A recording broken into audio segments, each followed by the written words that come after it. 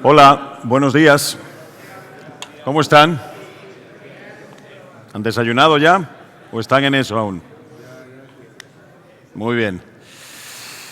Bueno, pues vamos a continuar con nuestro estudio y obviamente vamos a pasar posteriormente a estudiarlo un poquito más de manera particular en las mesas entre ustedes.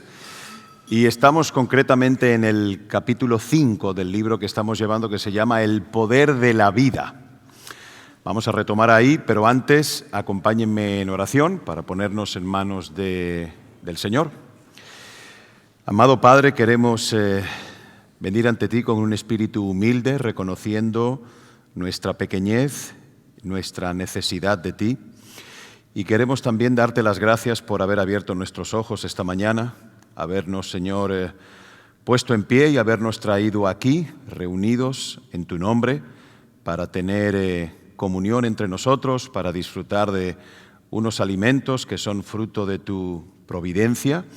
Y sobre todo, Padre, ahora te pedimos que alimentes nuestro espíritu, Señor. Ya lo has hecho así con nuestro cuerpo y te pedimos ahora que tú prepares un terreno fértil en nuestra mente y en nuestro espíritu, que nos ayude, Señor, a abrazar estos conceptos, estos principios, estas verdades bíblicas y por sobre todo, Señor, que nos ayudes a aplicarlos en nuestra vida. Todo esto lo ponemos en tus benditas manos y te lo pedimos en el nombre de nuestro Señor Jesucristo. Amén. Muy bien, bueno, hay 4 principios que todo hombre necesita comprender y que son esenciales para la vida. No vamos a descubrir el hilo negro esta mañana, pero sí son cosas que conocemos, pero que muy posiblemente no tenemos presentes a la hora de evaluar, tomar decisiones, enfrentar problemas, etcétera, ¿no? Estos 4 principios son los siguientes: la comunicación, el intercambio, el equilibrio o balance y el acuerdo. Lo que vamos a hacer es examinar rapidito cada uno de ellos y luego vamos a introducir un quinto elemento, y vamos a ver cómo estos 4 principios son importantes para enfrentar ese quinto elemento. ¿Ok? Bueno, con respecto a la comunicación, imagínense que no hubiésemos tenido las Sagradas Escrituras y no hubiésemos tenido la revelación divina acerca de Jesús, y eso evidentemente nos dejaría privados de la gracia de Dios. Imagínense eso. La comunicación es esencial para cualquier aspecto de nuestra vida, ya sea nuestra vida espiritual o secular. ¿Cómo podemos entrar en el mundo de los negocios y funcionar en ese mundo sin comunicación? ¿Cómo podemos sostener un matrimonio sin comunicación? La misma educación también se basa en comunicación. Hay alguien que transmite mensajes, información, y los receptores la reciben y aprenden de ella. Entonces la comunicación es esencial para nuestras vidas y más todavía en el contexto actual, donde en estos tiempos somos las generaciones que estamos presentes en este tiempo, tenemos un acceso, una calidad y una rapidez de información que nunca han existido desde que el hombre camina sobre la tierra. Otro de los aspectos a tomar en cuenta es el acuerdo. Perdón. El acuerdo realmente es el poder o el motor de la vida, porque sin acuerdo se pierden tanto la autoridad como la capacidad. Tomemos de nuevo el matrimonio como ejemplo. El matrimonio es un pacto, un acuerdo en el cual 2 partes acceden, están, valga la redundancia, mutuamente de acuerdo en vivir juntos hasta que la muerte los separe. Y ese acuerdo conlleva una serie de acuerdos que duran y permanecen toda la vida, porque si no, no se puede sostener. Y miren, hasta que los seres humanos concuerden o estén alineados con la evaluación divina acerca de ellos y su provisión para el beneficio eterno de ellos, realmente están desprovistos de autoridad y de capacidad. En la medida en que vivimos por fe de acuerdo con la palabra de Dios, el poder llega a nuestras vidas. O como se dice hoy en día, somos empoderados. Fíjense lo que dice el Señor Jesucristo en Mateo capítulo 12, versículo 25. Dice, toda ciudad o casa dividida contra sí misma no permanecerá. ¿Ustedes se imaginan un matrimonio que está dividido entre ellos, que no llegan a alcanzar acuerdos? No se va a sostener. Compañías que carecen de empleados que funcionan y trabajan para alcanzar objetivos y que no alcanzan acuerdos, eso tampoco va a funcionar. Entonces, el resultado del desacuerdo es producir carencia de poder, y el acuerdo produce poder. Son antagónicos. El tercer aspecto es el intercambio. Mire, la vida, todos los días hacemos transacciones de intercambios. Es más, ustedes están haciendo un intercambio ahí en sus mesas cada 2 o 3 segundos. Están inhalando oxígeno y están exhalando dióxido de carbono. ¿Ok?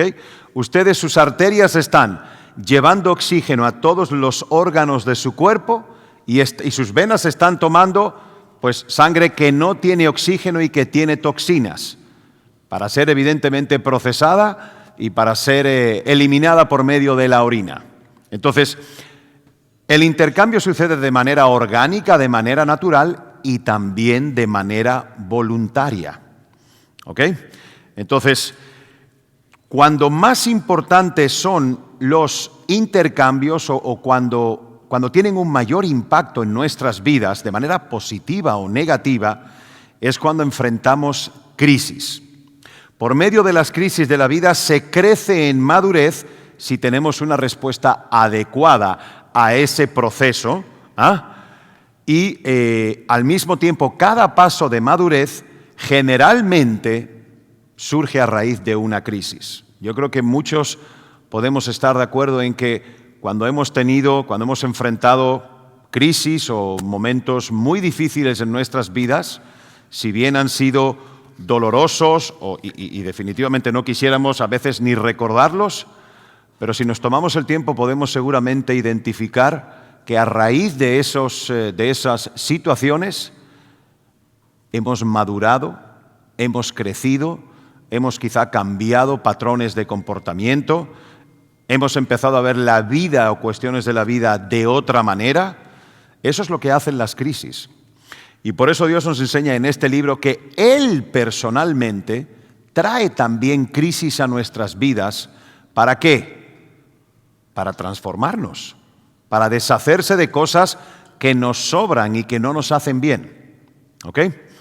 Hay un proverbio, si van a Proverbios capítulo 27, versículo 17, que dice lo siguiente: hierro con hierro se aguza, y así el hombre aguza el rostro de su amigo. Obviamente ninguno de nosotros, que yo sepa aquí, tiene que forjar hierro en su casa. Para eso están las acereras y las ferreterías para vendérnoslo, ¿no? Pero en esos tiempos era muy común que los hombres tuviesen que forjar hierro para ocuparse, para tener herramientas para labrar el campo, herramientas para lidiar con el ganado, armas de guerra, etc. Entonces, ¿cómo se pule, cómo se dobla, cómo se da forma a una vara, a un pedazo de hierro? Con otro hierro. Y ese proceso es violento, suelta chispas, pero es la única manera de poder forjarlo. ¿Y cómo podemos nosotros como hombres forjar nuestro carácter y hacer cambios significativos en nuestros hábitos si no es por medio de la relación con otras personas? Yo siempre digo que para mi pecado de la impaciencia, Dios me casó con mi mujer. Y lo digo no para echarle nada a ella, sino porque obviamente la persona con la que llevo casado 23 años y no sé cuántos años ya llevamos juntos, pero con quien más comparto, con quien más tengo intimidad, obviamente es la persona que más reta mi paciencia. Aparte de que mi mujer llega siempre tarde a todas partes. Es así. Entonces, Dios utiliza a otras personas para lidiar con el hierro que hay en nuestro corazón. Y yo creo que también en estas mesas y con nuestra comunión entre hermanos, eso también es factible. Dios no solamente va a utilizar a nuestro cónyuge para eso. ¿Ok? Algo importante a introducir ahora, antes de pasar al cuarto aspecto, es que existen muchas formas de muerte, ¿verdad? Hay muerte física, obviamente, hay muerte económica, hay muerte social, hay muerte emocional y, por supuesto, hay muerte espiritual. Con el Señor Jesucristo, la muerte fue un proceso de intercambio, tanto para nuestro beneficio como para el de Dios. Llevarnos de un estado transitorio de vida sobre la tierra a un lugar de vida eterna y a un lugar de vida permanente en el cielo.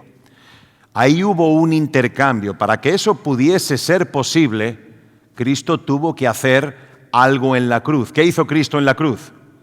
Dio su vida para que todo aquel que cree en Él pueda tener vida eterna. Ese es el mayor de los intercambios que ha habido en la historia del universo. ¿Ok? Cuarto y último aspecto es el equilibrio o balance.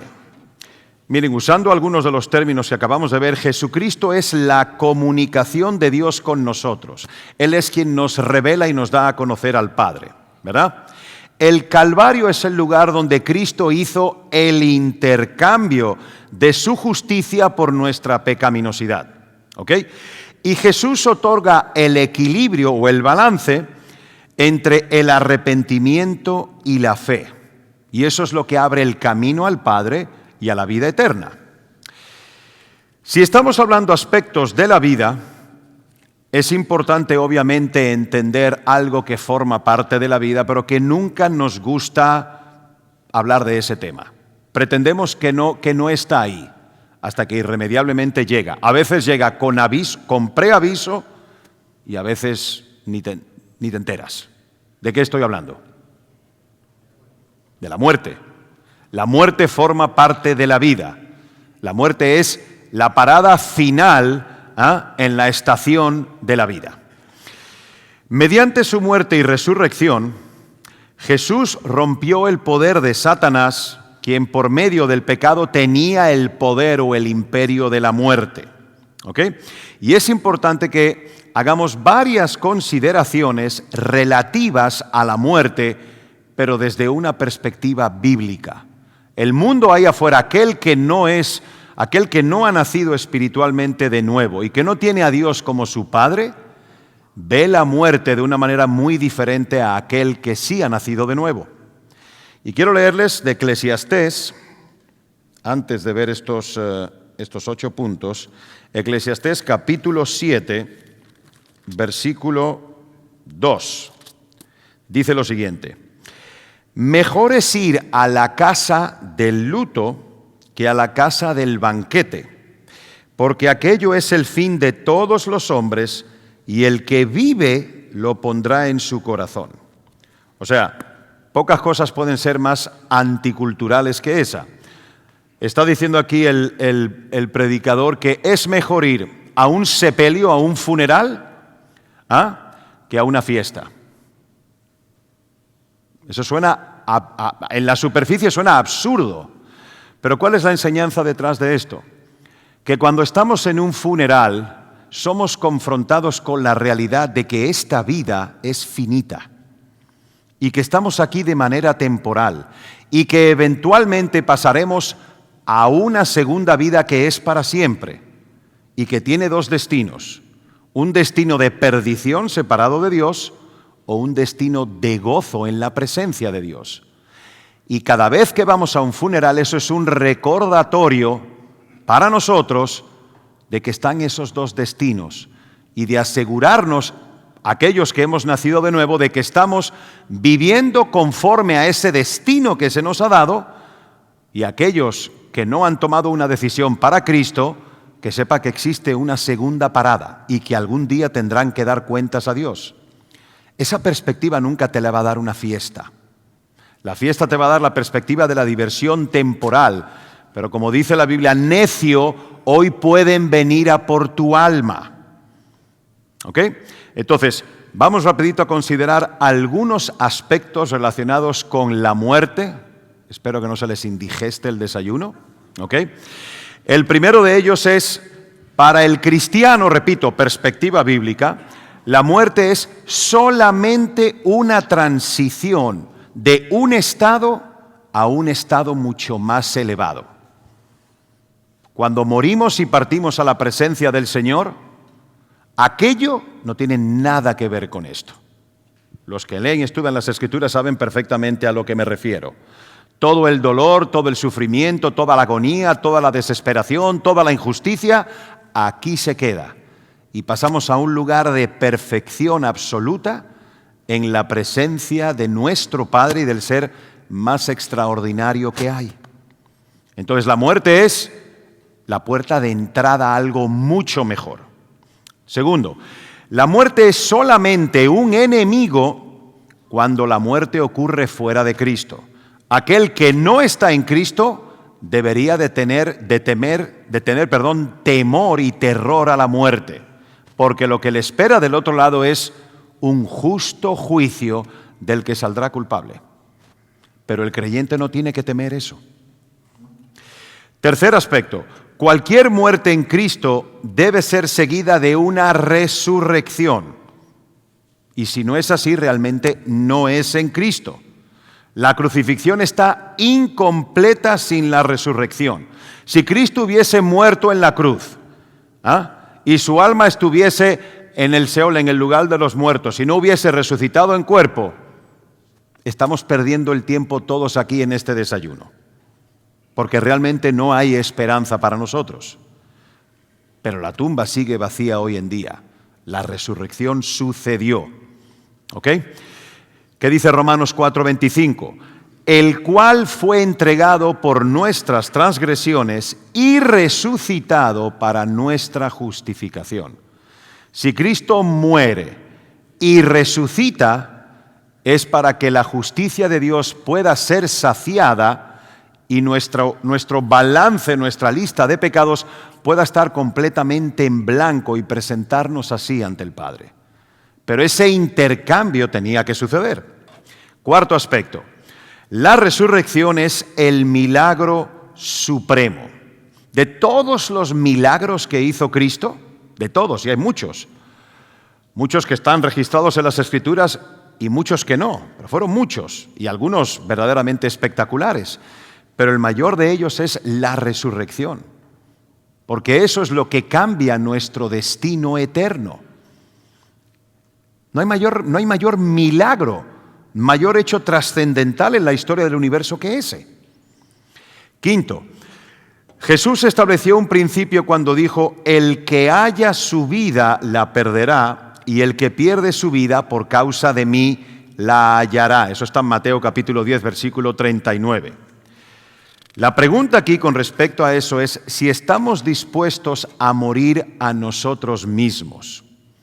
Porque la única manera de tener vida eterna, y en lo que llega a esa vida eterna, una vida plena y gozosa aquí, paradójicamente es morir a uno mismo. Y no voy a abundar mucho más en esto porque eso lo van a tratar ustedes ahora en las mesas.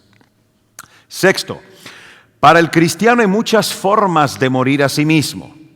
El arrepentimiento es una forma de muerte a uno mismo, pero también lo es otras de las disciplinas espirituales, como el ayuno, como la oración, etc. Cualquier forma de sacrificio propio, sin importar cuán pequeño pueda ser, involucra la muerte a uno mismo. Pero el mayor de los sacrificios o la mayor muerte personal que podemos darnos es negarnos a nosotros mismos. ¿Y qué significa eso en términos prácticos? Poner siempre a Dios primero. Y si ponemos siempre a Dios primero, va a ser mucho más fácil poner primero a nuestra esposa, poner primero a nuestros hijos. Primero no antes que Dios, después, en ese orden. poner primero las necesidades de los demás, etc. Pero para eso hay que morir a uno mismo. Séptimo, la muerte financiera, o la ruina, puede ocurrir de muchas maneras. Pero en muchos países, sobre todo en los países occidentales, existen muchas leyes que mitigan si algo así sucede. Por ejemplo, en Estados Unidos está el famoso capítulo 11, que es la ley para toda la quiebra de las empresas, donde realmente la gente sale mucho mejor parada que simplemente perderlo todo y acabar en la cárcel porque no puede pagar. ¿Ok? Esa ley, y eso existe en muchos otros países con distintos matices, está influenciada o fundamentada por una ley del Antiguo Testamento que tiene milenios, que es la famosa ley del año jubileo. Cada 50 años las deudas se perdonaban, las posesiones eran restablecidas para aquellos que las habían perdido, y tal perdón era un símbolo o una sombra de la muerte y la resurrección. Las cosas eran restauradas, las deudas eran condonadas. Octavo y último, hay muerte y hay un espíritu de muerte. Son dos cosas distintas. El espíritu de muerte es afín a los síntomas de la enfermedad. El espíritu de muerte a menudo es solamente una presión, digamos, para someterse a la muerte. Pero cuando se le reprende en el nombre de Jesús, la muerte no puede reclamar a su presa. Nosotros realmente en Cristo pasamos a ser seres inmortales. Como fue en el principio, Adán y Eva fueron creados, no fueron creados para vivir, aunque en esa época, si ven la historia de los patriarcas, la gente vivía siglos, pero eventualmente moría. Pero Adán y Eva no fueron creados para morir. La muerte entró a causa del pecado. Dios los creó para existir y vivir siempre. Y Cristo hace eso posible por medio de la resurrección. ¿Ok? Entonces, la muerte es una cosa y el espíritu de muerte es otra. El espíritu de muerte es aquel que se refiere a aquel que no ha nacido de nuevo y que no vive sabiendo que su vida, no su vida física, su vida va a perdurar para siempre. Lo que pasa con el espíritu de muerte es que eso afecta la manera en que vives aquí y ahora. ¿Ok? Por último, este capítulo nos introduce a algo que llama las tentaciones quíntuples. Y voy rapidito por cuestión de tiempo para que podamos tener el intercambio en las mesas. La historia, no sé cuántos estén familiarizados con la historia del profeta Elías. Pero así, a ojo de pájaro, Elías se enfrentó a un gran movimiento de idolatría, de religión pagana en la nación de Israel, sobre todo en el reino del norte, y enfrentó a Jezabel, que era la esposa de un rey, del rey de Israel en esa época, que tenía básicamente, ella era la principal promotora de un culto pagano en Israel, ¿no? Como él predicaba el mensaje de Dios y llamaba al pueblo a arrepentirse de sus pecados y a dejar la idolatría, ella lo perseguía y lo quería matar. Bueno, agotado de ser perseguido y de enfrentar a Jezabel y a todo esto, exhausto después de muchos años de lucha contra esto, Elías, si bien era un hombre de Dios y descansaba y confiaba en él, llegó un momento en que tiró la toalla. Eso está en Primera de Reyes, capítulo 19, ahí lo pueden leer después. Y llega un momento en que se deprimió, que estaba exhausto, ya no podía más. Y dice, basta ya, oh Jehová, quítame la vida, pues yo no soy mejor que mis padres. Estaba ya tan deprimido y tan hundido que quería morirse. Y le clamó a Dios por eso. Ahí hay 5 tentaciones que estaban presentes en la vida de Elías. La depresión, la desesperación, la inferioridad, la renunciación y el fracaso. ¿Alguno se familiariza con alguno de esos términos? Todos en la vida vamos a enfrentar al menos alguno de ellos. Y lo más probable es que los enfrentemos todos, en mayor o menor medida. ¿Ok? La respuesta de Dios no es, ok, Elías, venga, te traigo conmigo, te quito la vida y te tomo, no. Dios lo preservó. Dios no dejó que Elías muriera, sino que le ayudó a recuperarse. Y eso es lo que sucede en la vida del caminar de todo creyente, siempre y cuando confiemos en el poder de Dios. Y la única manera de hacer eso, obviamente, es confiando en la obra redentora de Cristo. El mismo Pablo, todos ustedes saben lo que era o quién era Pablo antes de convertirse en Pablo. Cuando era Saulo, era un religioso judío perseguidor de creyentes. Era un enemigo de la iglesia, era un enemigo de Cristo. Y en varias de las cartas de Pablo, testifica acerca de esto. Obviamente no porque se sintiera orgulloso de ello, sino porque se sentía avergonzado, se sentía sumamente dolido por haber perseguido a la iglesia de su Señor. ¿Okay? Era un peso, se nota en algunos de los versículos que era un peso a veces muy grande de cargar para él. Y si no se liberaba de él, eso evidentemente acabaría matándolo y haría inefectiva su obra misionera. Yo no puedo saberlo, pero conociendo cómo actúa Satanás, estoy 99% seguro de que Satanás tentaba a Pablo con frecuencia acerca de su vida pasada. Y eso hace con nosotros también. ¿Quieres ser el buen maridito ahora, no? ¿Te acuerdas lo que hiciste en tal y tal día? Eso hace, esa es su expertise, ¿verdad? Pero tenemos ahora la posibilidad de ser libertados de las cadenas del pasado. Fíjense lo que el Pablo mismo dice acerca de eso en Filipenses capítulo 3, versículos 13 y 14, dice: olvidando ciertamente lo que queda atrás y extendiéndome a lo que está delante, prosigo a la meta, al premio del supremo llamamiento de Dios en Cristo Jesús. O sea, al morir al pasado, a su pasado, estaba ahora libre para vivir el presente. Y además, con una gran esperanza para el futuro. En Cristo la muerte es un servidor que trae una vida más grande mediante el poder de la resurrección. Por eso los creyentes no debemos de temer a la muerte. La muerte ya no tiene ningún poder sobre nosotros. Y esa es una manera de vivir una vida libre, una vida con poder, una vida que puede dejar un legado y una vida que nos permite ser los hombres masculinos y varoniles que la Biblia nos llama a ser. Así que como conclusión, el verdadero secreto del éxito no está en vivir, sino está en morir al yo, a nosotros mismos. Así que, como ahora para discusión en las mesas, les tengo una sola pregunta, que es la siguiente, por si la quieren anotar. Para morir a mí mismo y seguir a Jesús como una nueva criatura, ¿por dónde empiezo?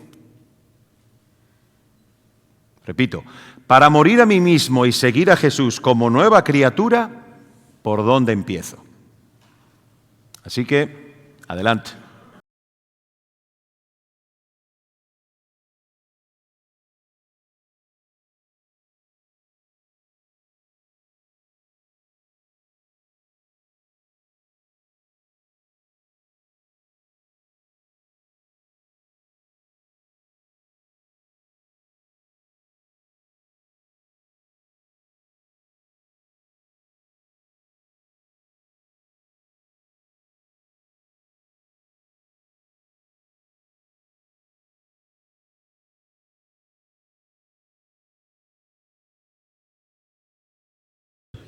Bueno, son un poquito más de las 9 ya, es hora de concluir. Yo tenía más preguntas, pero creo que con una fue suficiente, ¿no? Esa es una pregunta que no debe de quedarse solamente como reflexión de esta última media hora. Es una pregunta que como hombres tenemos que hacernos todas las mañanas y asegurarnos de tener una respuesta y un accionar a ella consistente. ¿Ok? Entonces, para despedirnos vamos a orar precisamente pidiéndole a Dios eso. Padre, te damos gracias nuevamente, Señor, por habernos reunido y habernos confrontado amorosamente, porque tú eres un Padre que, como nos amas, Señor, nos disciplinas y necesitamos escuchar estas cosas y ser recordados de ellas. Necesitamos morir a nosotros mismos, ahora, mañana, pasado, todos los días, hasta el día que te veamos cara a cara, Señor, cuando ya no será necesario. Recuérdanos que eso es un acto de fe, que eso es un acto de humildad y que va en nuestro propio beneficio y en beneficio de las personas que nos rodean, principalmente nuestra familia. Ayúdanos a ser los varones, los padres, los abuelos, los hijos, los jefes, los empleados, que podemos ser en Cristo, Señor, y para eso ayúdanos a morir cada día. Ayúdanos a ponerte a ti primero, a poner tu palabra primero. Ayúdanos a enterrar, Señor, nuestro ego, nuestra vanagloria, nuestro orgullo, y danos un espíritu de humildad como Cristo. Cristo, siendo rey, se hizo siervo. Siendo el creador, se rebajó al nivel de la criatura. Y eso es lo que nosotros te pedimos, Señor, que nos ayudes a hacer cada día. Que tu Espíritu, obrando dentro de nosotros, nos mueva a morir cada día. Esa es la mejor ofrenda que podemos darte, Señor, porque de esa manera te honramos y te glorificamos a ti. Confiamos, Señor, en que por medio de Cristo, como bien dice Pablo en Filipenses, podemos lograr cualquier cosa. Y lo que te pedimos esta mañana, Señor, no son que nos concedas nuestros más profundos anhelos, nuestros sueños, que suplas nuestras necesidades físicas, Señor. No. Sabemos que tú te encargarás, Señor, de cada cosa en la justa medida que cada uno de nosotros necesita. Lo que te pedimos hoy unánimemente, como hermanos en Cristo y como pueblo, Padre, es que tú nos ayudes a morir todos los días. Hacemos el compromiso delante de ti, Señor, de dar ese paso de fe, de confiar en que tú utilizarás ese acto de sumisión para hacer esa transformación dentro de nosotros que necesitamos. Te lo pedimos todo en el nombre bendito de nuestro Señor Jesucristo. Amén. Muy bien, pues hasta el sábado que viene, si Dios quiere.